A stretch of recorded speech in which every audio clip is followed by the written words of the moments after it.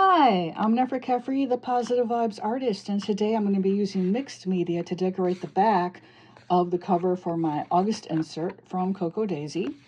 I'm going to be using materials that may be new to you. If they are, I'm going to include a brief introduction to each one as I use it and how to use it.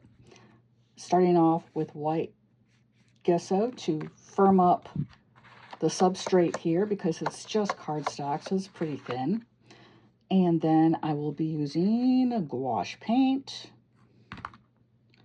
And once that is dry, I will be doing some stamping on top with cling stamps. And I may also add some stencils. We'll see. When I do get through and use all these materials, I will be showing you how I use each one. So if you're new to stenciling or new to gouache, gesso, cling stamps, you'll be learning in this video how to use them. The substrate is just cardstock and you need to shore it up, make it heavier so it can take the media you're going to be sticking onto there. So I'll be using a layer of white gesso here and just be covering it. It will also cover this packaging tape that I used, so that way the paint I use will adhere to the back. Okay, here's the cover. I'm going to flip it over and lay it flat. Here is the gesso, or gesso. I say gesso. It's like tomato. Here's a flat brush. Now, gesso is really hard on your brushes, so I do recommend that you use an inexpensive brush, or at least a brush you don't care what happens to it, okay? Because even if you wash it out immediately after you use it, which is what I do, it can get down in there, deep down into the bristles and just ruin your brush. Now, all we're going to be doing is covering up the back surface. So you just get something on the brush here. I always use protective paper on my table. And again, I'm going to be covering up this packaging tape. What gesso does, it creates a surface with tooth so that whatever type of colors you add on here for later, they will adhere. Also, if you do collage in your journals, gesso's nice because is it gesso or gesso? Gesso, right? Like a J? Anyway, gesso is nice because you can use it to soften the edges of your collage elements so that they blend together easier. Now here I am not paying any attention to the direction of my brush strokes or even how much gesso I have on my brush. I'm just covering the surface. Once it's covered, you have two choices. You can either use a hair dryer, or if you own a heat gun, you can use a heat gun to dry the gesso. I would recommend allowing it to air dry. Gesso, it's like a white acrylic paint, and acrylic paint does not take long to dry. I really don't recommend using a heat gun or a blow dryer because you want to be sure all the layers of the gesso all the way down to your substrate are dry. And the only way to be sure of that is if you allow it to air dry. Because what a heat gun or a hair dryer does, it dries the surface of the paint. It doesn't dry the part of the paint that is on the paper. So your surface will be dry, but underneath could still be wet. And then you go and put more paint on top of that, you're going to end up with a painterly mess on your hands. So I always just let mine air dry. And of course, we're not going to sit here and watch it dry because, I mean, what's more boring than watching paint dry? Am I right? Depends on the paint. But I'm going to edit this, and once we come back, this will all be dry, and then I will be adding colors. As the cover is drying, be sure to pick it up and move it a little bit so that along the edges it doesn't adhere to whatever type of protective surface you're using on your workspace. Okay, I did change my mind. I am going to start with a base of inexpensive watercolor first. This is a set by Faber-Castell, and I found it online on eBay for $5, and it was brand new. Can you believe it? I think they retail for like around $30. They're pretty reasonable considering all the colors you get. I did swatch out the colors, and this is what they look like. They're pretty bright, and I love bright colors. So what I'm going to do is, since I never used the water brush that comes with this kit, I'm going to use it now. And this is how you use a travel water brush. This comes with a stopper. Don't throw it out, because if you ever take this traveling, so your water brush goes in here. Oh, and this is the lid that goes on the bristles. If you ever go anywhere, you're going to need that plug if you don't have ready access to water. Like say you're doing some plein air painting out, you know, in the wilderness somewhere. So you're going to want that stopper. So don't throw it out. And for the bristles, it's a brand new brush that I never used, and so they're totally firm.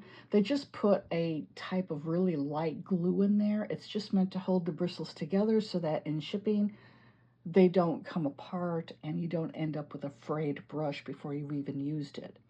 All this takes is just a little dip in water and a little shaking in the water like so, and this very light glue will come right out, and then you can use the brush. So now I'm going to fill up this water brush. And all you do is you just take your stopper out, put it back in your tray here, and water brushes will have a fill line just below the threads, and that's the most water you can put in here, because a little air needs to be in there, because if you'd like to do a wash with your water brush and you need more water for that, all you do is press on the sides and more water will come through the bristles. But it needs a little bit of air in there, so you're able to press it to get a little bit of water out. So let me fill this and I'll be right back. Now, I want the colors to basically coordinate with my gouache that I'll be using probably for the stenciling portion. So let's see, the closest color we have to cerulean blue, I think is this one. And we have sap green. These colors are by the company 𝗙𝗏𝗏𝗃𝗏𝗃𝗏. And full disclosure, they did send these to me for review, and I will be reviewing them in a subsequent video. As you can see, I'm using them. I do like them. And this one is a violet, I think. Oh, I have my swatches here. Durr. Yeah, this one. That'll be the third in. I'm going to add a little bit more water. These do leave a little bit of a chalky residue because, you know, they're inexpensive. They're really bright colors, and what I like is I can use them on vintage book pages to create collage fodder with, and they do really well on old yellowed book pages. Yeah. I'm just going to put a little bit of this, the next darker color in the watercolor palette, which is this green,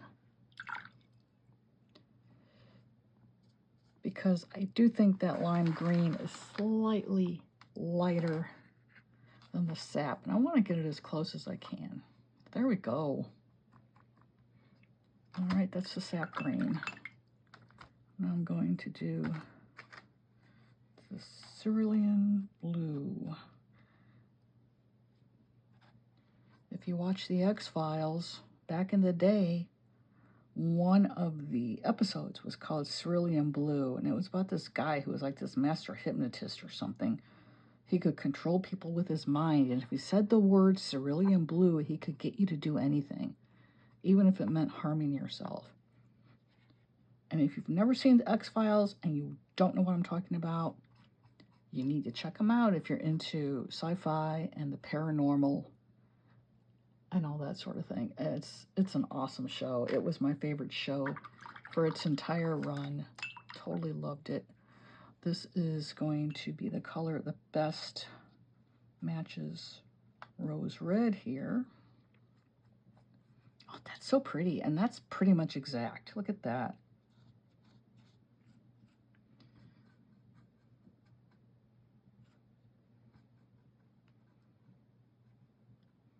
And then you rinse off your brush in between each color so you're not polluting your watercolors. Now these bristles will get dyed the color of the paint. It's no big deal. It doesn't get into the other colors at all. And now here is violet. Again, this gouache is by 𝗙𝗏𝗏𝗏𝗏. And the review of this gouache is going to be my very next video. You're going to want to check that out because this is really affordable gouache. It's a huge, huge set. I think it's got 48 colors, most of which are metallic, but they do have some matte colors.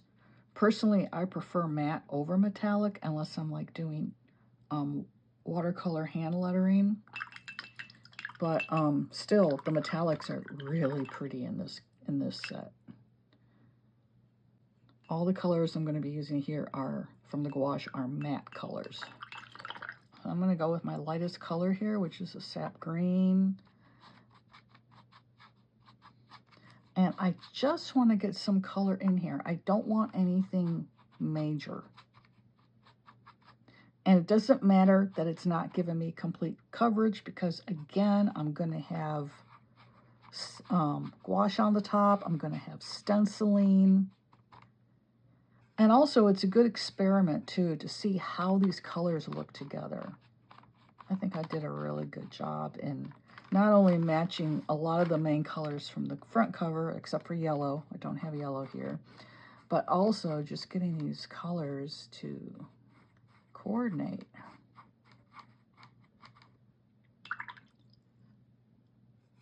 Let's see, you just plop your color down wherever, and you can see how the watercolor, this is packaging tape on the right-hand side. You can see how the watercolor is really sticking to it, and that's because of the gouache. And if you don't have gouache, but you have white acrylic paint, that's perfectly fine to use as a substitute. So all we're doing here is just a little bit of intuitive painting, which means you're just basically letting your paint and your brush do the work. All you're doing is sticking it on the paper. And you can also go over your watercolors again if you want the color to be a little darker, have a little bit more depth to it. This is actually how you would create a galaxy painting, which is my favorite kind of painting to do.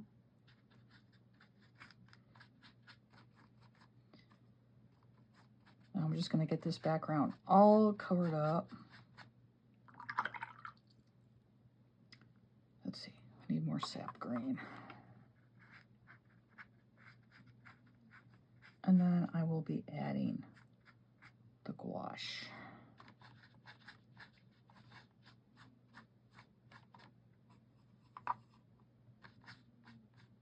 Now I will take my heat gun and dry this with the heat gun because I'm in a hurry, and also because this is inexpensive watercolor, it tends to dry rather faint.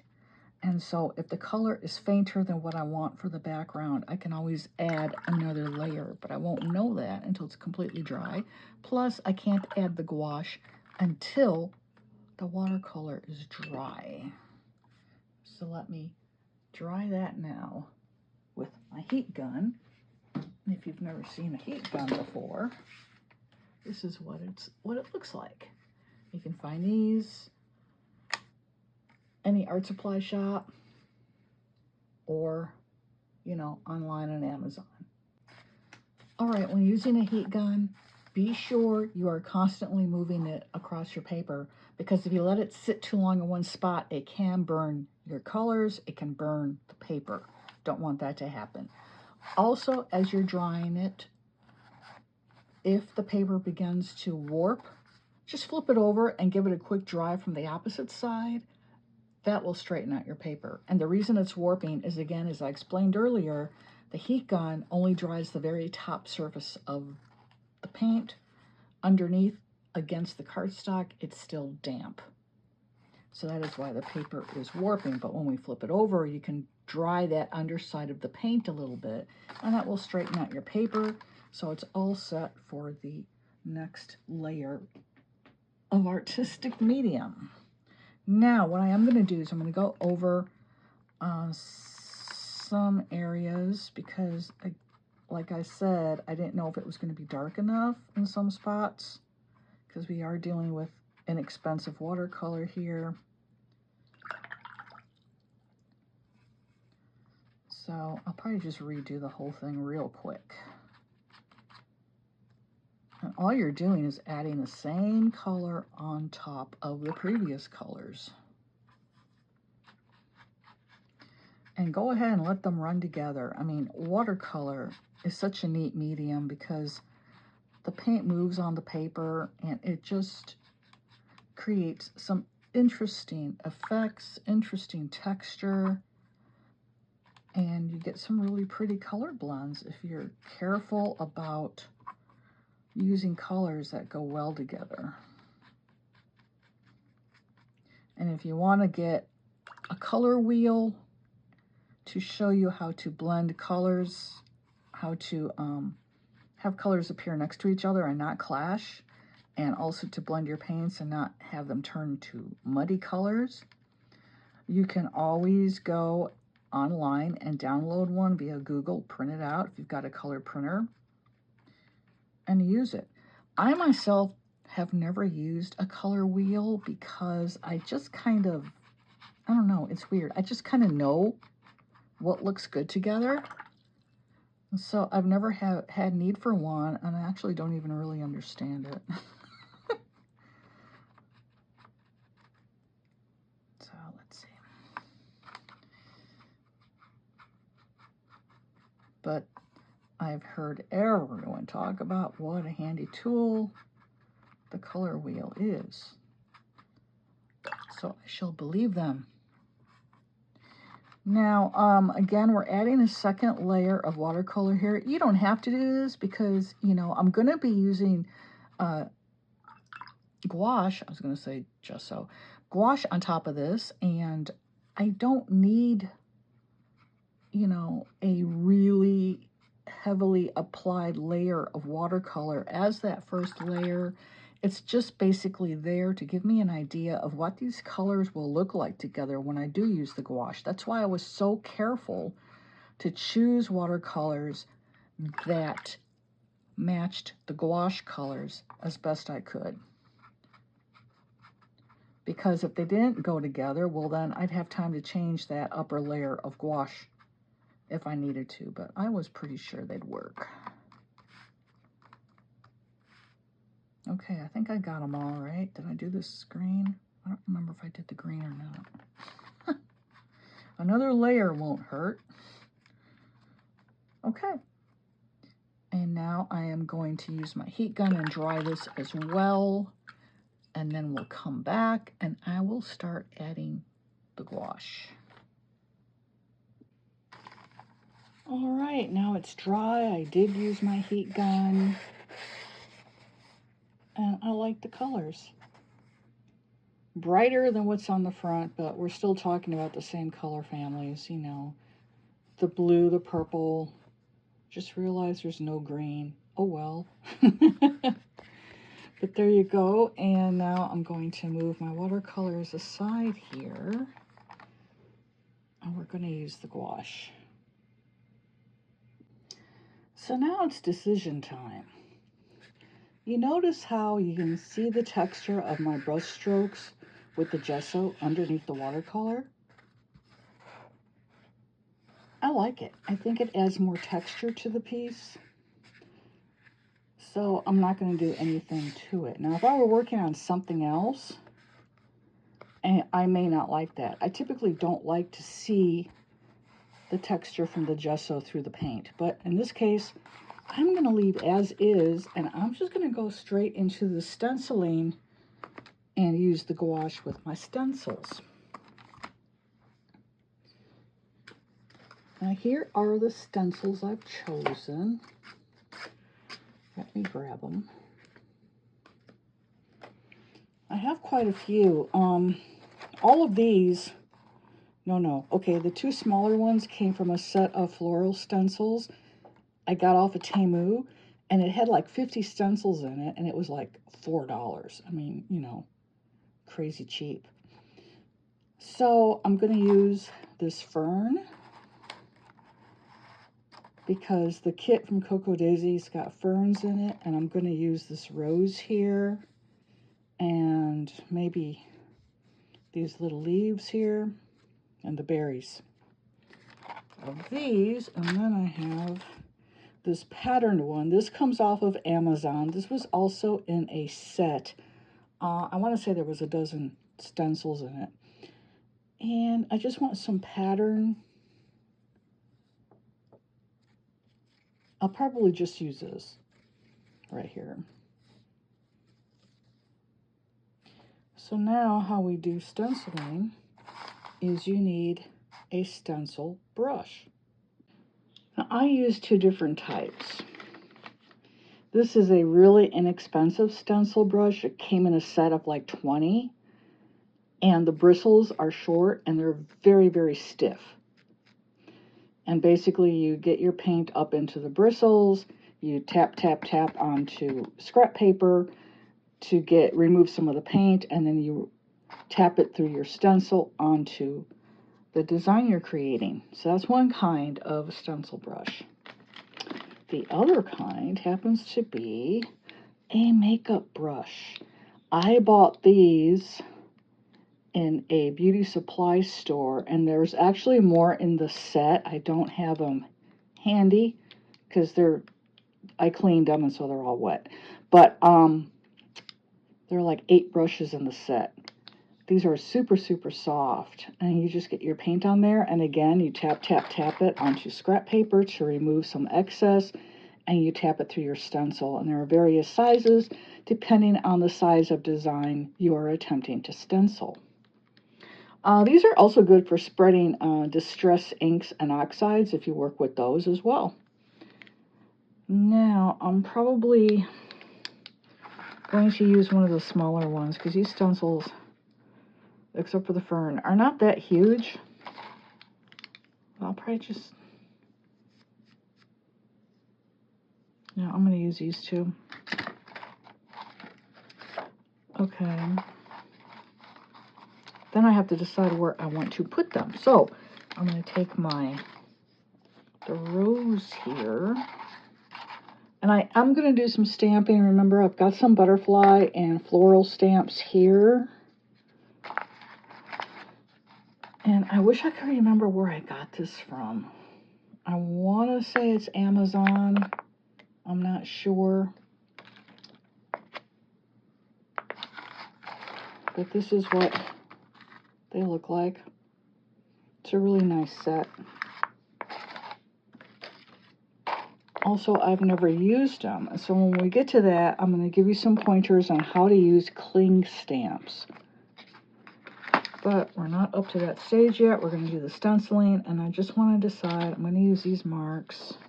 I'm going to do some basic marks first, and then I will use the fern and the rose, and then probably do some stamping after that. So I'm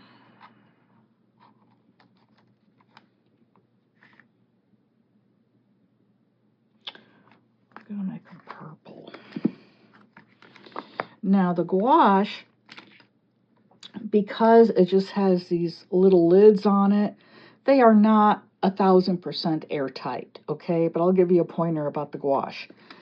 You might get on the surface of your gouache a very, very thin film, and that's because the very surface of the paint will dry within the container. This goes for any type of container gouache, not just the Art Whale brand.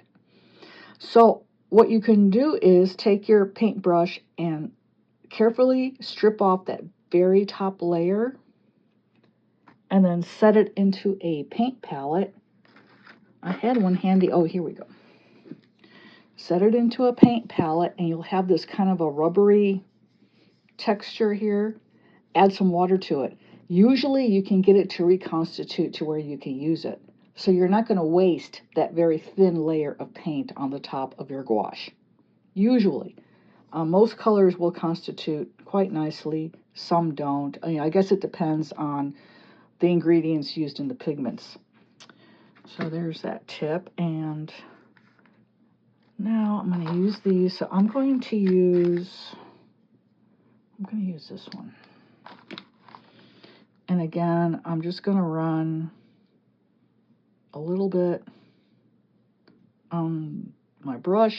I don't need much because, again, you don't want to use gobs and gobs because you don't want to end up with a mess. And let's see, I've been chatting long enough that are my watercolors dry here so I can close the container. Oh, no, they're not. Okay, I'm going to just move it. There we go. Just so I can spread out my stuff here. Because once you start using your stencils, the paint is going to get, on other things, and I don't want to get my other stuff covered in paint. So now what you do is I've got this paint on here, and I just tap it. And I just tap it right onto the scrap paper I'm using for protecting my work surface. And you tap it to where it's going to start to look a little bit dry. And you take it and tap it through your stencil. You can rub it a little bit if you want to. Just be careful you're not getting paint underneath the stencil or you're going to lose that pattern. And there you go. And I'm just going to go ahead and randomly put some on the paper. Well, on the cover, it's not paper. And you don't even have to use the whole pattern. You can use parts of it, and that will give it a different look throughout the piece you're creating. And you can turn the stencil to get more variety in the overall look.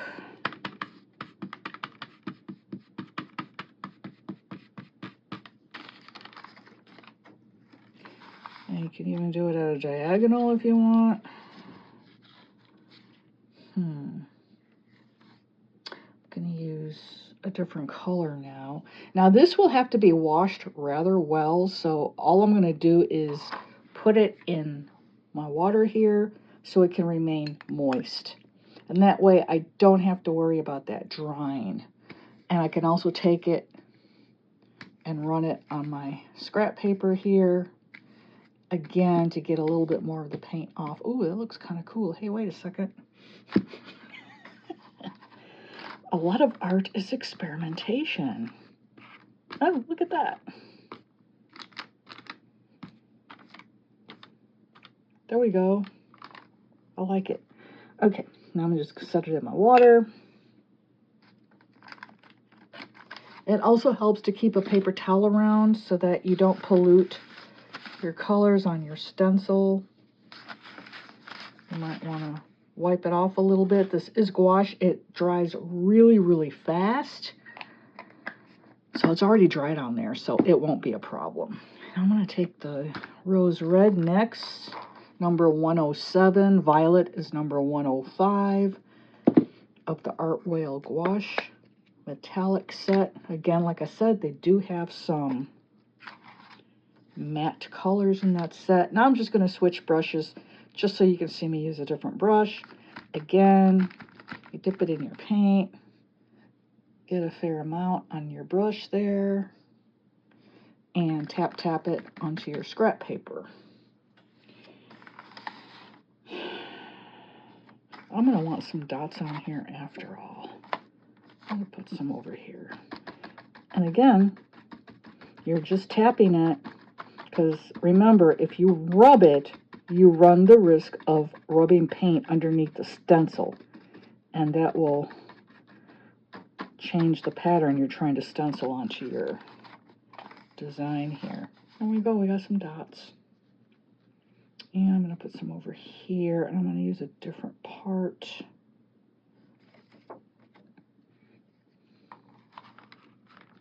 Right there. And I'm going to use the same color, that rose red.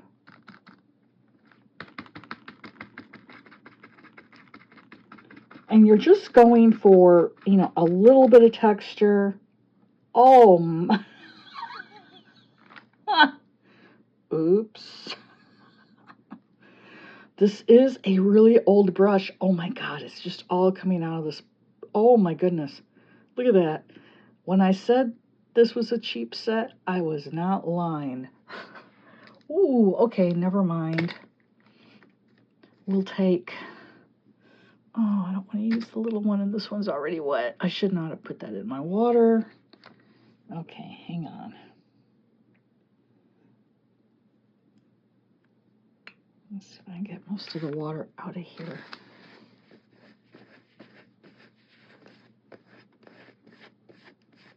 Isn't that a pretty color? And look at how watered down it is. This was sitting in the water for a good while. And that gouache is still just as bright, just as deep a violet color as it was when I put it straight onto the stencil. See? So you can add water to gouache, you know, and get it to water down like watercolors. Or you can just use it straight. When you use it straight, right out of the container, it will behave like an acrylic paint. Very much like an acrylic. Okay. Tap, tap, tap.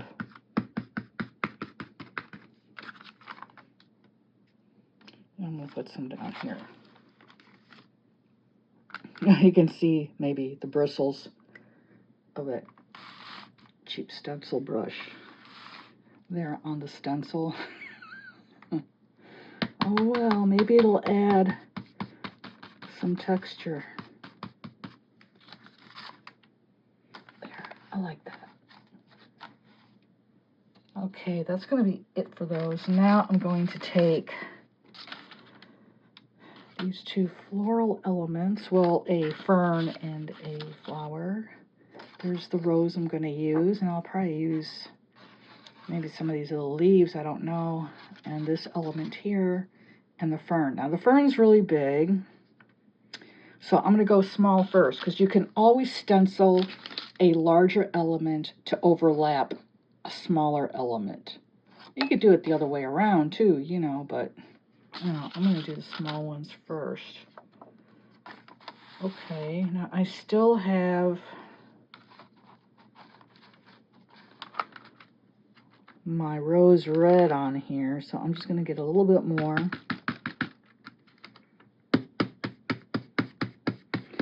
Of course, now that we're doing a specific type of element with a stencil, you want to be sure to get it all on your paper or it's going to look weird. There. Oh, that turned out nice. And I'm going to put a half of one here. So I'm just letting the stencil, let me move it up, run off the paper here halfway, because I don't want an entire rose here. That gives your piece a little bit more of an organic look. And it's always good, let me zoom out so you can see the whole thing. It's always good too when you're adding shapes and design elements to your piece that you do them in sets of 3, 5, if it's really big, 7, because the eye reacts better when it looks at odd numbered shapes. It's just going to give your piece a more cohesive and balanced look. And let's see, I'm going to do it like this. Again, I'm not going to have the entire rose on here. I don't need it. I just want part of it. Oh, doesn't that look pretty with the purple? It picked up a little bit of that purple, it looks like. Awesome. Yeah, it did. There's purple on the stencil here. Okay. That's it for that. Now we're going to look at the ferns. So now I'm going to take what is now my damp paper towel and get as much of this gouache off my brush as I can, because I'm just going to use the same one. But I don't want to get that rose red in my sap green. So I probably will, just to be safe, add a little bit of water.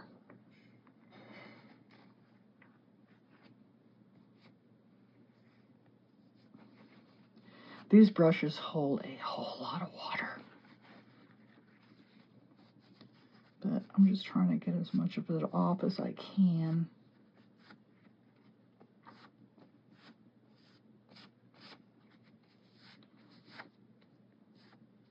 And there, that's most of it.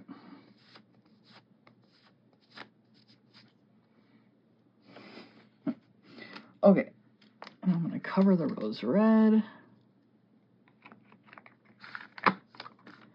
And we'll pull out the sap green.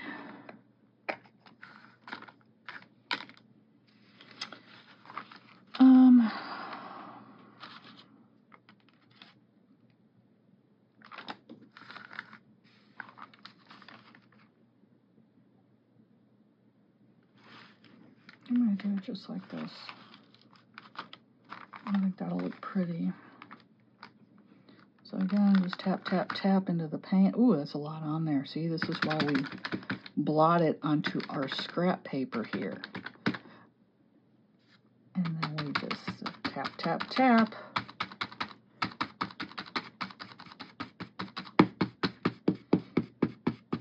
And with these finer shapes of your stencils, be really careful not to rub, because it'll be very easy to get paint underneath this stencil, and that'll, you know, alter the look of what you're trying to do here.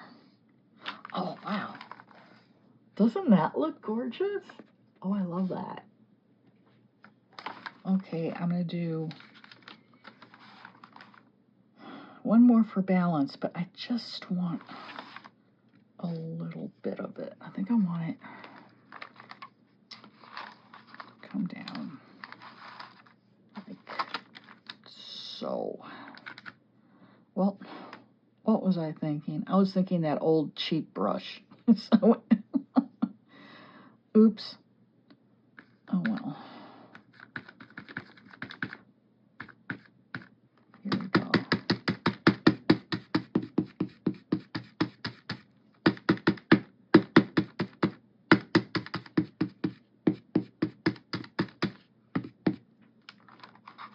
And there.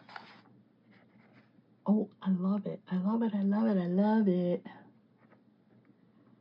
I kind of want something in the middle, but I don't want another rose. I think I'll just do a third fern, because like I said earlier, things look better in threes.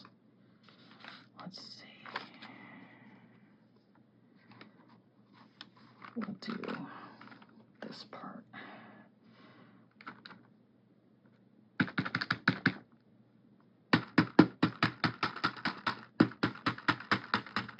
Another thing you can do with stencils, once you're done stenciling them into your piece, you can outline them with a black fine liner pen if you want. Just to, oh shoot, I just moved it. Oh, it's okay. Just to add a bit more definition to them. I mean, I'm not going to do that with this, but it's an idea. And there we go. I'm going to stop.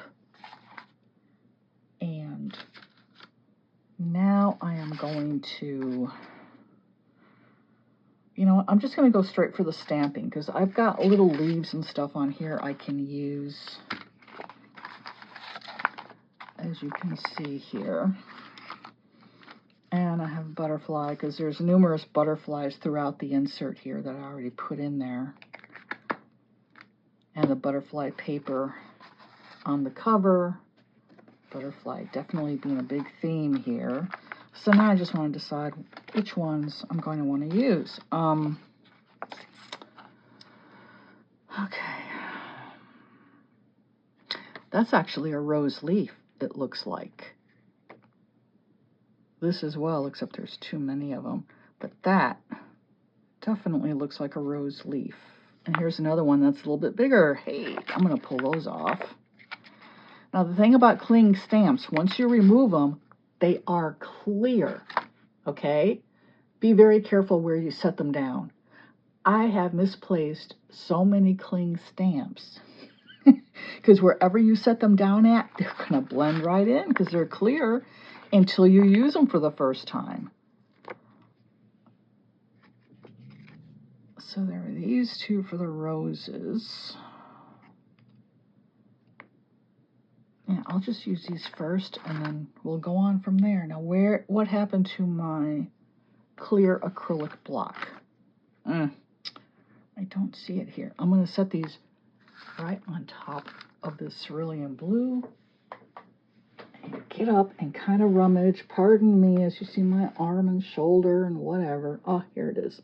I found it. For cling stamps, you need a clear acrylic block. Now, if you don't mind getting your fingers dirty, you can just use your hand and stamp with your fingers, because these are totally flexible because they're, they're acrylic. So you can do that.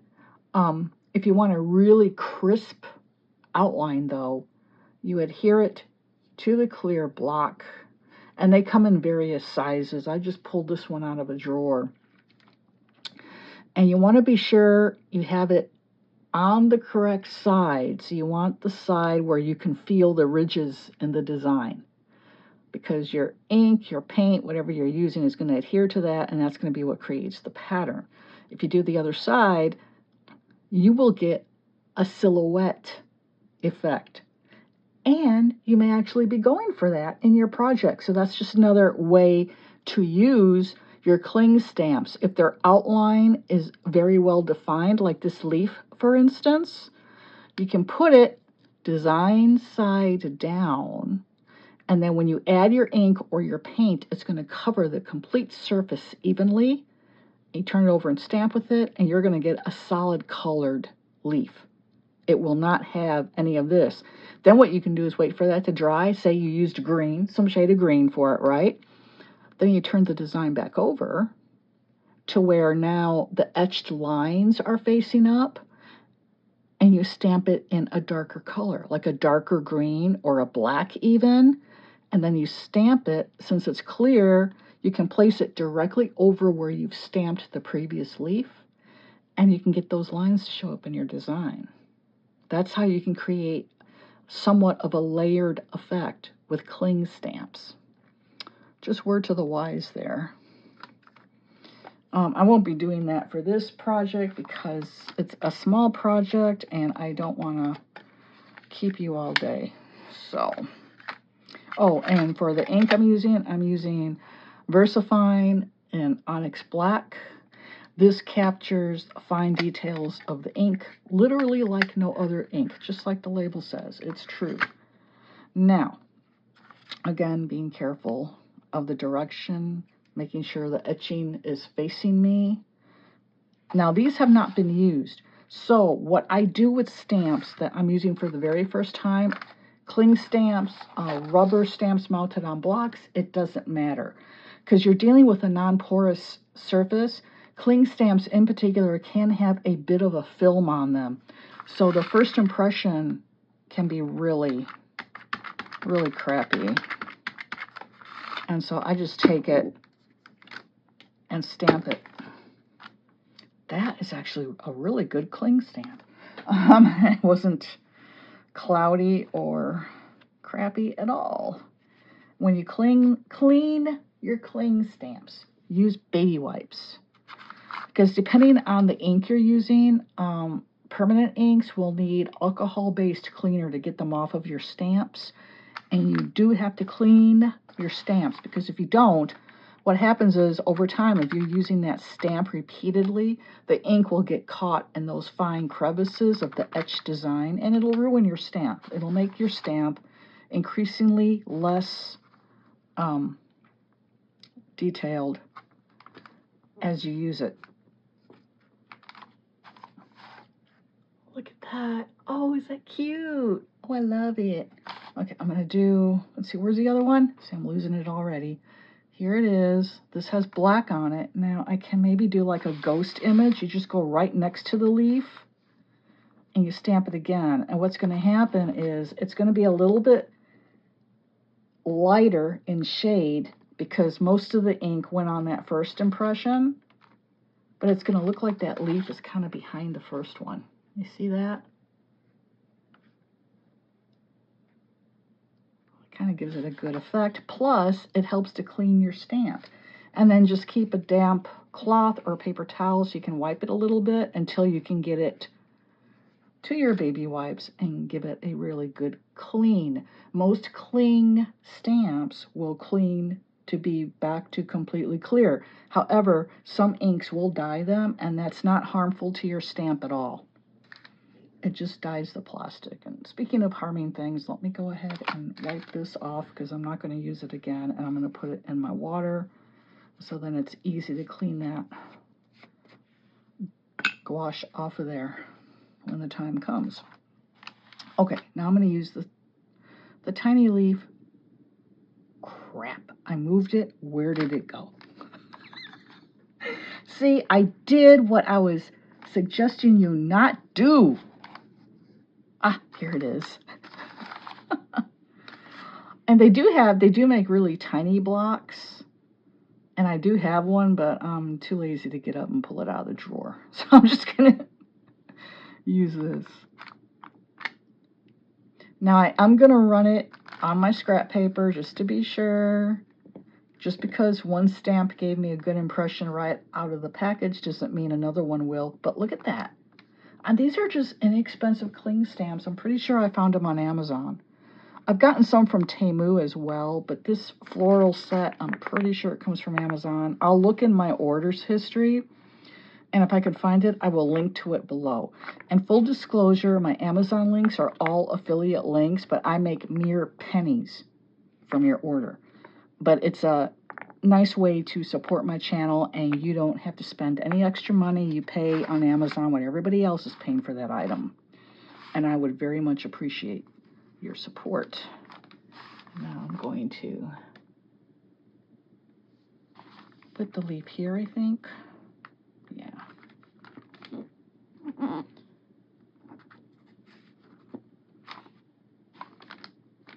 And then I'll do another one for that ghost leaf. Oh, it came out pretty dark. Now the rose looks like it's flying. It's got wings. But oh well. I still like it. And I'm going to do the leaves on here. And I think I'm going to just stick with the small one. And again, I'm going to do just a partial over here. Because again, this rose was coming off the edge. So there we go. And I will not do a ghost leaf with that, but I will do one down here. Again, coming off the edge. And I'm going to tap it on my ink pad and get a stronger, more detailed impression here. And there we go.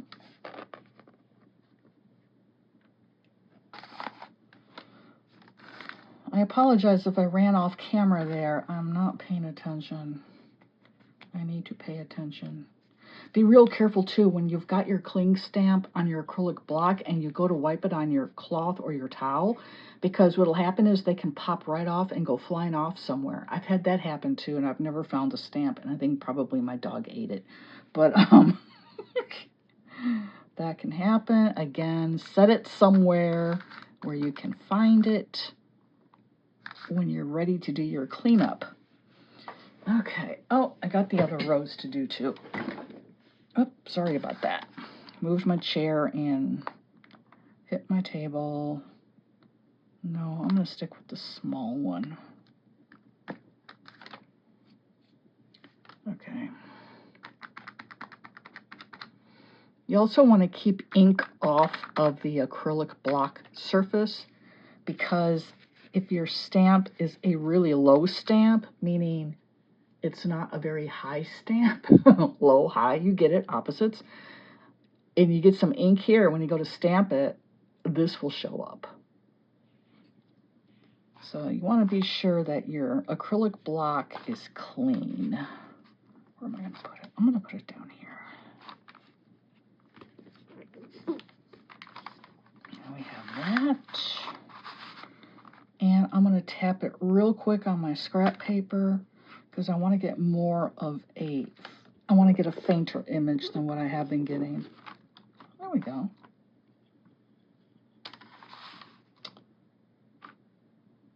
And that's it. I'm going to leave it.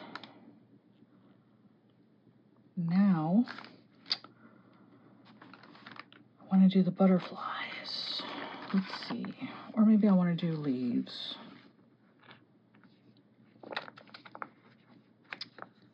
I kind of like these.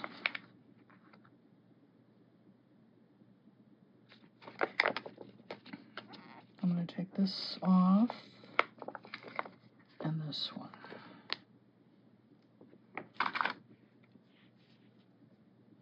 Now what you can do, if you're using small stamps, you can put both of them on the acrylic block if you are pretty sure about how you want them to be on the paper.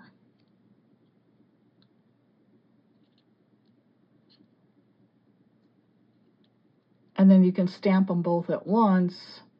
That saves you a little bit of time. And you can turn it over and you can see exactly how it's going to look when it's stamped. Minus the ink, of course. So now I'm going to put them in the ink. And again, I will stamp them onto my scrap paper here. Yeah, these are nice stamps. I want to say I spent like, I don't know, $5.99, $6.99 for this whole set of stamps. And now I'm going to do them like, make sure I'm on camera. I apologize for my ring light. Unfortunately, there's nothing I can do about it.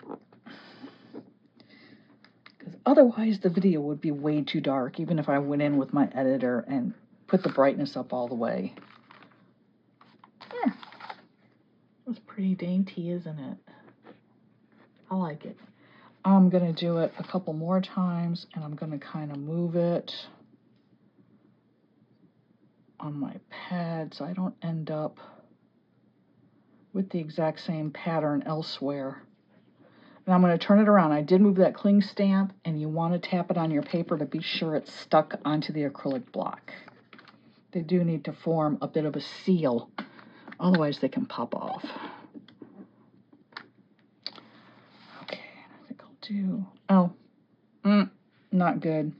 Just take your damp cloth or paper towel and wipe it off.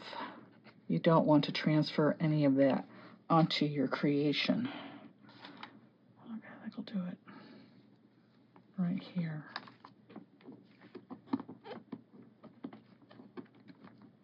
I don't want to do too many because I still have to add a couple of butterflies on here.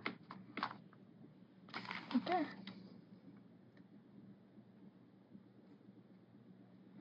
It's getting kind of busy, Okay, I'm just going to do one more over here.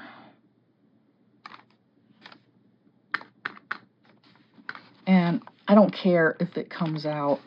Oh, I am going to move them. I don't care if it comes out a little faint. If you noticed, I didn't put very much ink on there. Hopefully this will not pop off of the acrylic block, because it's got ink on there, so I don't really want to press it down on there. And I want to do it like this.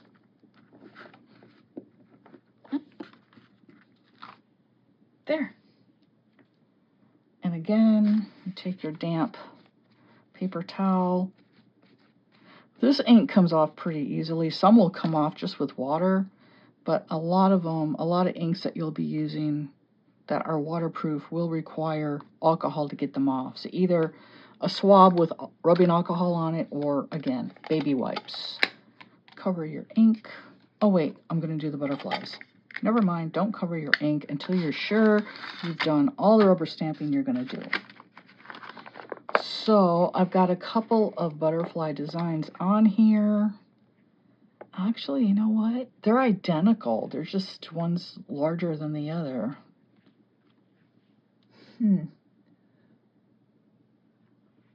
So do I want the bigger one or the smaller one? I want the bigger one. So I'm going to peel that off. And also when you're peeling off your cling stamps, be careful. They can rip. I fortunately have never had one rip on me, but I've heard it can happen. And then again, just stick it onto your block. Make sure it forms a seal. Tap it onto your pad. And sometimes too, the more detailed a stamp is, the more taps on your pad it will require. All right, now I'm going to want to do one right here.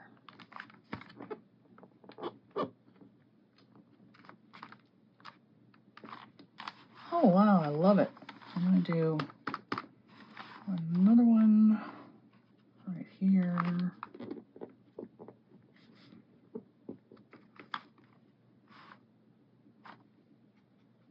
This corner looking kind of busy, so I'm going to pop this one off, and I'm going to use the smaller butterfly, and then this will be finished, I think. Yeah, it'll be finished. I'm not going to do anything else to it because already it's looking really busy. Let me wipe off this ink.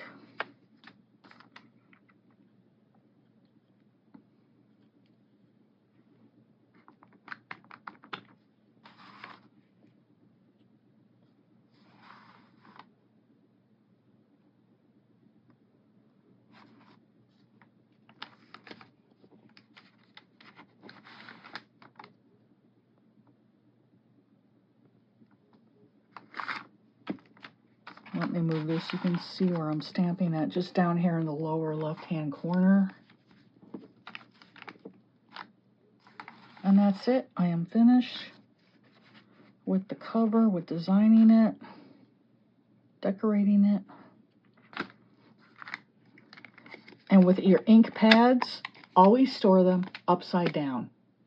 Because when you store them right side up, what happens is the ink soaks down from the surface to the base of the foam here. So when you go to make your stamped impression, you're not getting very much ink on your stamp, and you think your pad is drying out. It's not drying out. All the ink is at the bottom. So if you turn it and store it upside down, that ink will sink down to the surface of the foam pad, and your pad will remain juicy for years to come. This thing is so old, I can't even remember when I got it. I really can't. My daughter was still in elementary school when I got this. She's 20, she's going to be 27 in September. Okay? Take good care of your products. They will last you a long time. But here we are. There is the finished cover. And now I'm going to show you what I talked about briefly in the part 1 of this video. It is covering the entire cover to protect your design, and also to protect it from wear and tear, because like I said, I take these TNs out and about, and I just throw them in my purse. I don't take my good leather covers out of the house. I really don't. And they're going to get dinged up enough on their own in your house, you know, so why take them around and really get them messed up? No, no thank you. Considering how much you pay for those things, I'm just trying to get the paint off of here. It's going to take a while. I'm going to need some soap. All right, so now I'm going to show you how you can protect all your work with clear contact paper. That's the secret, clear contact paper. I'll be right back to show you how to apply that, and there is a link to that below. I did order mine off of Amazon. And again, I will look for the link to these stamps because, I mean, this kit is just, this set is just really nice. I really like it. And like I said, it is consistently giving me a good impression with first use. That's rare. Usually you've got to stamp them 2 or 3 times to get that little coating of whatever it is off the surface so the ink will really adhere to your stamp. But these are working straight off the package, and I have never used these. So I am very impressed with these. And I'll try to remember to link to at least this set of stencils. These I got recently, and like I said, it comes in a set of like 12 or 15 or something. So you get a lot more than just this. And some of them are inspired by the artist Klimt.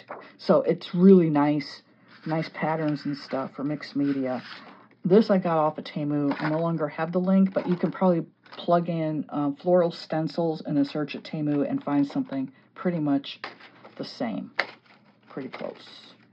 Also, wash off your stencils when you're done with them, and you may also have to need to use a baby wipe to do that. So I'm going to do some cleaning and come back, and we're going to cover this thing with contact paper. So here is my insert cardstock cover, all complete. I had decorated the cover in an earlier video, the card of which is at the beginning of this video. It also linked below. And then I went crazy with mixed media. Now here is the contact paper I used, and this I purchased from Amazon. Again, all of the items that I use for which I have the links are linked below in the description. And when you use my Amazon links, those give me an extremely tiny commission, and you would be helping out my channel. I would appreciate it so much. And that's at no extra cost to you. This is exactly what I've used. Again, I'm linking it below.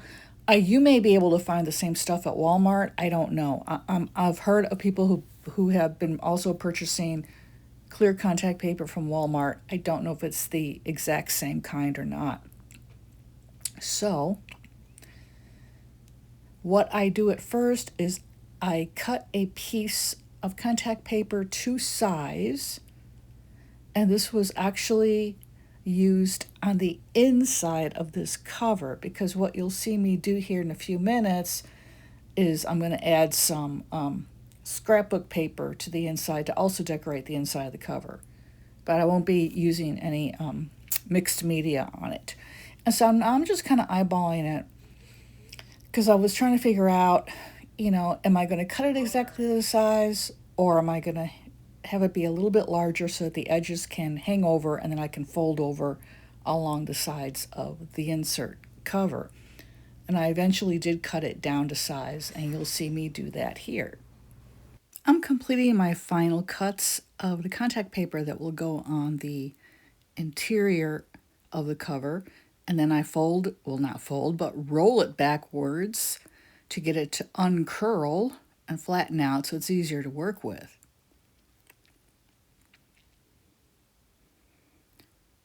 And that's the scrapbook paper I've chosen for the interior of the cover. And this will also help to strengthen the cover. And plus, I can use this cover with other inserts if I like. And I do cut it down the middle. This will help the cover to fold better, and the paper won't buckle outward in folding, because I am going to glue it down. And then I trim it a little bit further so it fits exactly inside the cover. And I just eyeball it. I seldom measure stuff. I just wing it. It's more exciting that way. This is micropore tape by 3M. It's a tape they use in surgery, and it was used on me when I had cataract surgery in order to adhere the plastic eye patch over my eye. I had that at the end of 2024, and now what I'm doing here is I've chosen scrapbook paper to decorate the interior of the cardstock cover here, and I'm using Tombow liquid adhesive, and I'm tacking it down pretty well here. I'm going to be putting a little bit of extra glue out toward the edges, and then after I center the paper on there, I'm going to be pressing that paper down and then I'll be pushing my fingers out to the edges. That will be pushing that little bit of excess glue right up to the edge. And then I'm going to run that little excess glue along the edge to seal it.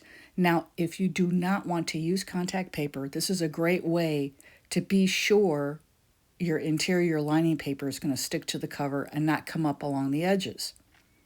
But if you're going to use contact paper like I do in this video, you don't have to really be this thorough. Just tack the paper down well, because your contact paper is going to hold everything together in the end anyway. Just be sure to leave a little bit of gap down the center like I do, so your insert will fold over easier. But you'll see later in the video how I made a really big mistake with this. It cost me some extra work, but I did manage to fix it. This is a box that originally housed a B5 journal from Archer and Olive, and I am an Archer and Olive affiliate, and my code is down below with all my other discount codes, and it'll save you 10% at Archer and Olive. And what I do with this one is, because it's got that little hole in the side so you can pull out the journal when you use it, and then with your ephemera you can use that like a drawer, which is what I did here. And I'm using a Tombow glue stick. No, I'm not affiliated with Tombow in any way, but I love their products. And these are little bits of cardstock I cut out from some of the paper included in the kit that I got from 𝗘𝗏𝗿𝗏𝗃𝗃𝗍. And then I'm using some washi stickers here to further decorate the interior. And I'm looking around for strawberries. I wanted to use these on the inside of the insert somewhere, and I just didn't have any room for them. So I'm going to use them here.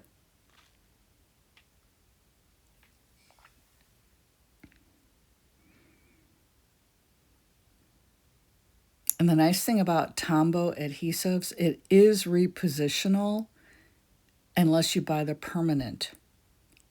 Then, of course, that isn't repositional. And here I am just further trimming it down. I just don't like excess edges when it comes to my stickers. Even if they are just washi stickers, it just bothers me. It's just a personal quirk of mine. Like when I get stickers from sticker shops and it comes with that white, border around them, I do my best to trim that all off. It's a pain in the butt, but in the end, in my opinion, everything looks a lot nicer without it. And so here I am using my handy dandy little sticker removal tool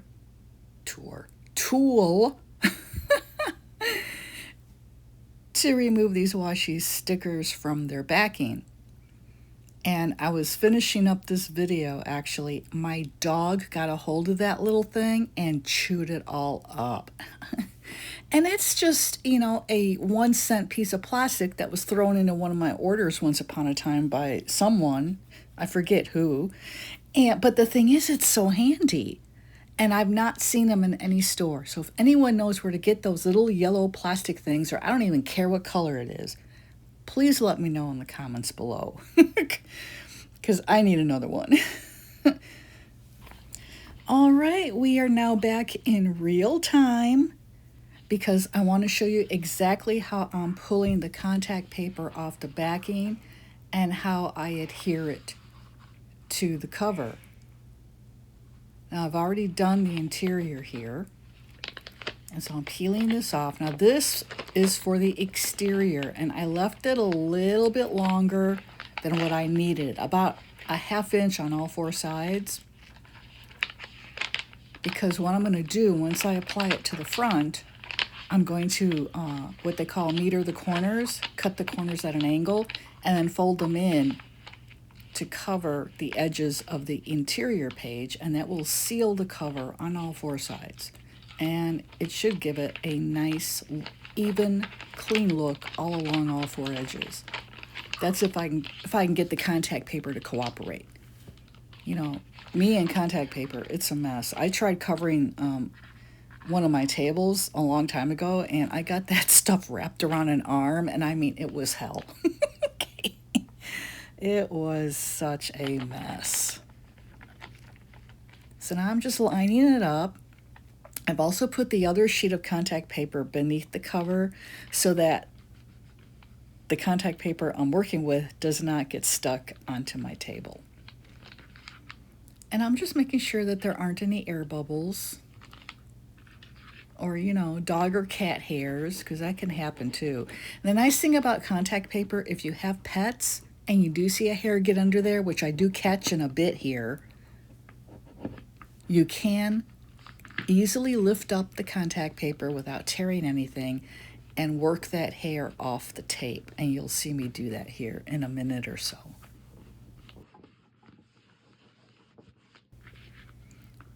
And I used the side of my scissors to be sure I got any wrinkles or air bubbles out. I was more concerned about air bubbles than wrinkles, because if you get air bubbles between the surface of your project and the contact paper, eventually that contact paper can just start to come up in the middle of your project and really ugly it up. And by the time contact paper is adhered to a surface for a little while, you know, you really can't get it back off again without just ruining what you've been working on. And now I have folded the contact paper gently, because I didn't want to create a crease in the contact paper itself. And I'm just using the backing to gently work the contact paper across the cover here. And you just really have to just take your time with it. And that's why I'm showing this in real time, so you can see how slowly I was actually going with this. And I'm carefully lifting the contact paper off of the backing of the other sheet of contact paper I use, so I can reposition it so I can further work down the exterior sheet of contact paper along what is the front and back of the cover. And if you're using ephemera that has any type of dimension to it, you know, like cardstock, some of this stuff on the cover is cardstock, so it's slightly raised. It's a really good idea to take the edge of your scissors or a bone folder, and see what I'm doing here. I just run them along the edges of that ephemera, and that will seal that ephemera so that the contact paper will not start to come up around it and then ruin the look of your work. And again, it's just time consuming. Now you see here I've got a massive wrinkle there. I have to lift that up in order to get it out. There's just no way to do it by just pushing on it. So, but see how easy it came up? It didn't ruin anything. It didn't make any marks on the cover at all. And that's because I just applied the contact paper. But if you wait a while, it's going to be an issue getting it to come back up if you need to remove it for any reason. So that's another reason we go slowly, so that if we're making an error at the time, we can see it happening and we can immediately fix it, like I did there with that big wrinkle. And then again, that's another piece of cardstock ephemera. So again, I'm using my scissors to be sure the contact paper makes a seal along all four edges. And I'm reinforcing it along the spine as well, because there is a fold there, and you want to be sure that contact paper really gets into that fold, so that as you're opening and closing your cover as you use the insert, you're not going to cause that contact paper to then bubble up along the spine of the cover here. And this takes patience, but I'm telling you, it is so worth it, because once it's finished and once I'm done with the insert for August, I can take this next spring and summer and reuse it with a different insert if I want to. And I probably will do that, because I ended up really liking it quite a lot, even though the colors on the back don't exactly match the colors on the front. I like the juxtaposition here. And again, I've got another piece of cardstock ephemera there, so again, I am anchoring it down on all four edges. The last thing you want between your contact paper and your project is air bubbles. And I'm finally down to the bottom edge.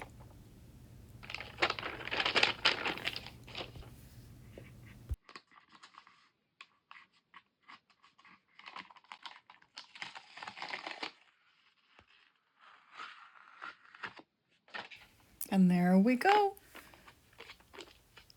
Now I'm just checking it for pet hairs. And the thing about my pets, I have a chartreuse cat. They have very fine, fine hair that you can literally see float in the air. And I have a very bushy Australian shepherd. And her hair is also very fine and tends to have the ability to levitate as well.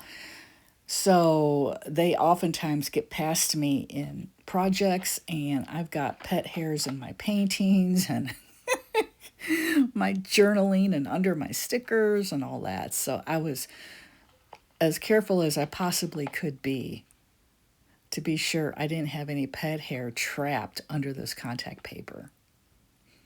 Now the interior of the project is already sealed. Unfortunately, I lost that bit of the file here, but this video is really long anyhow. We are now over an hour, and if anyone is still watching by this point, thank you so much, and God bless you.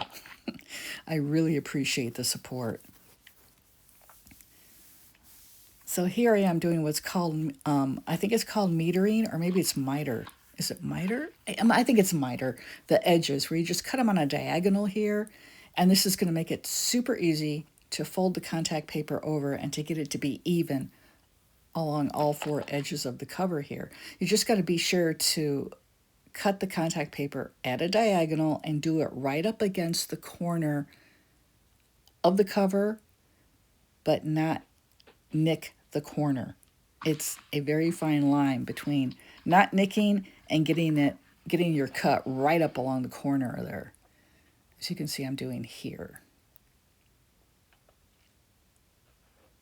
And again, it's just a matter of taking your time. As long as you're taking your time, you don't have any distractions going on, it should be just fine. I typically like to watch YouTube videos or something on, a streaming service while I'm crafting. I did not do that for this project just because I needed to really be able to concentrate and to focus. So I had zero distractions going on.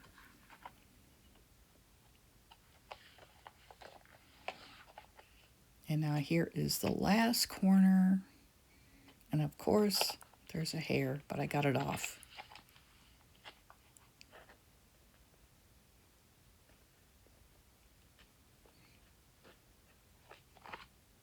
And again, I was really careful to have my scissors right up against that corner without nicking it.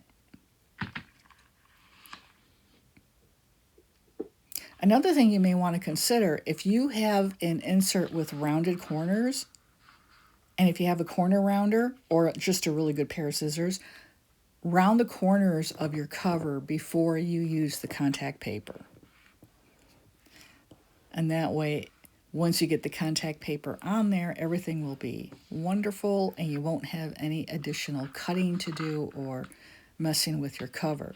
But as you'll see from a mistake that I made, I have a lot of cutting in my immediate future when it comes to the insert that goes into this cover.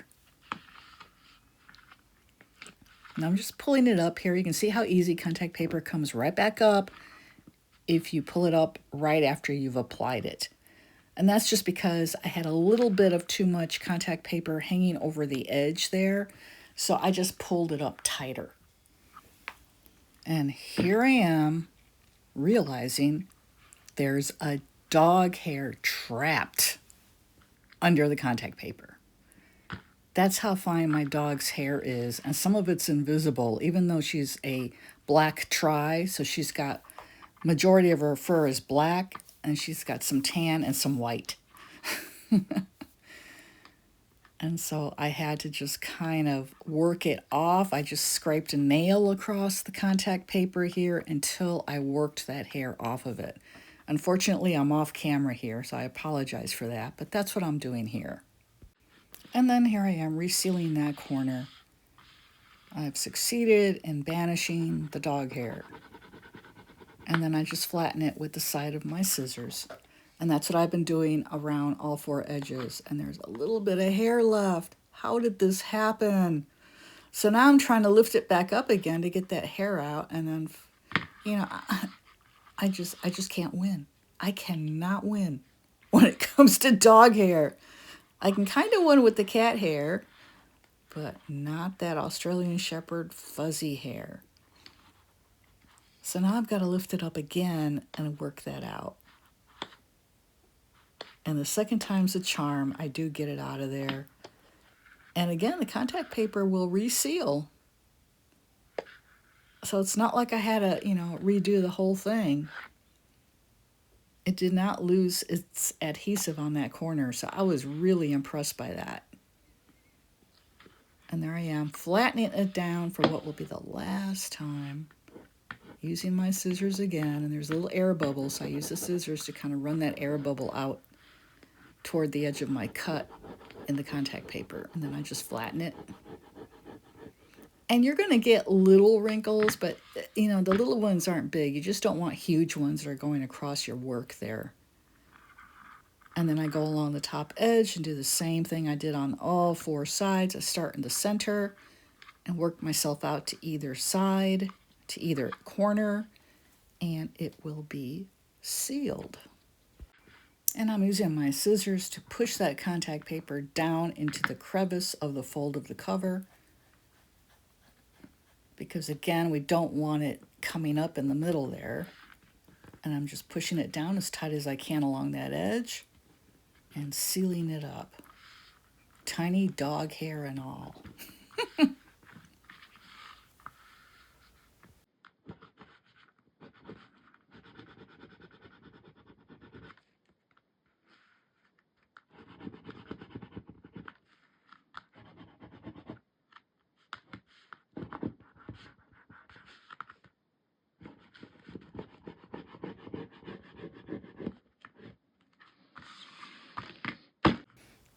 And here is the last bit of that fourth edge. I'm just making sure it's nice and flat. And I'm done, yay! And then again, I just use my scissors to flatten it down. And that's how you apply contact paper to a cover.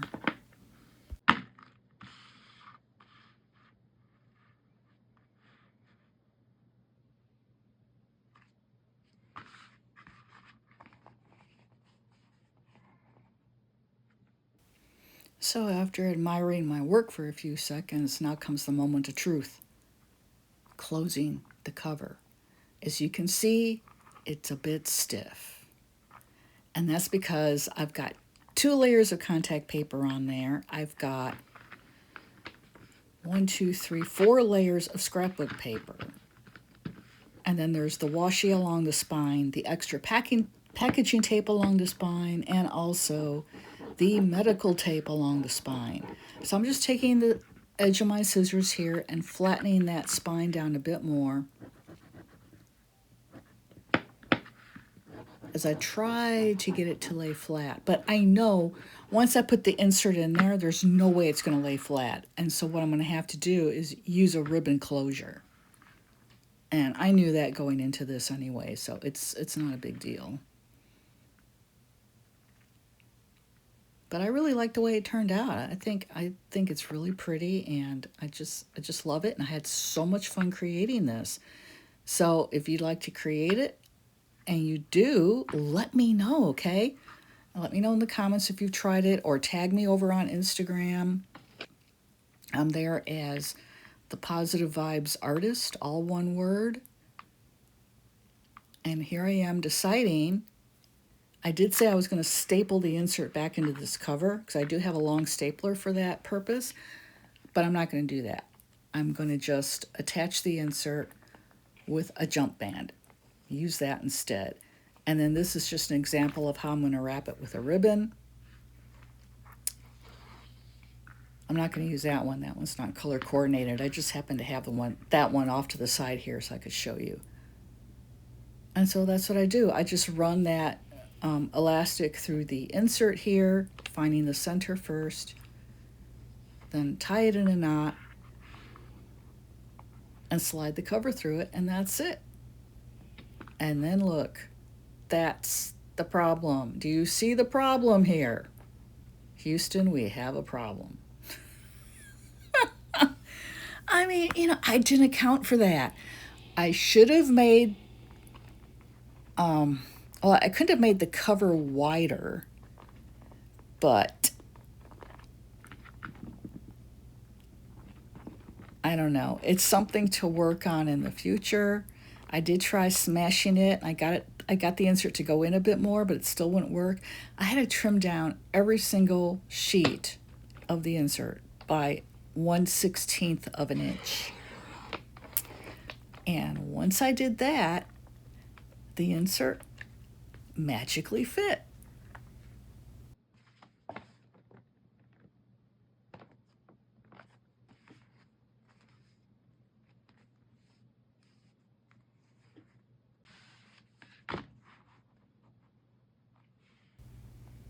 And look at that!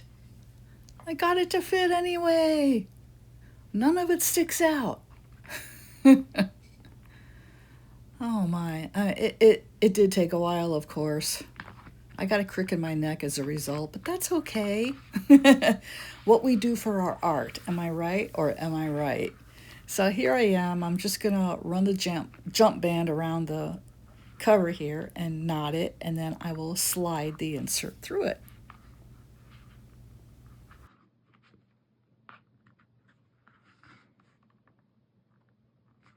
Now, if you really want the jump band to lay really nicely across the cover, well, along the length of the cover, before you use the contact paper, if you have a hole punch, punch half a hole at the top center and the bottom center.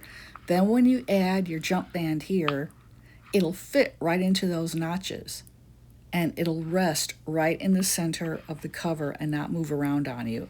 The way I've made this one, I didn't think ahead of time to create those little half circles, so it moves around a little bit on me, but it's no big deal. And then I'll just go in here and trim off the excess. And I am going to finally be finished with this project. But I tell you what, I had so much fun with it. I hope you enjoyed the video. If you did, please give it a like.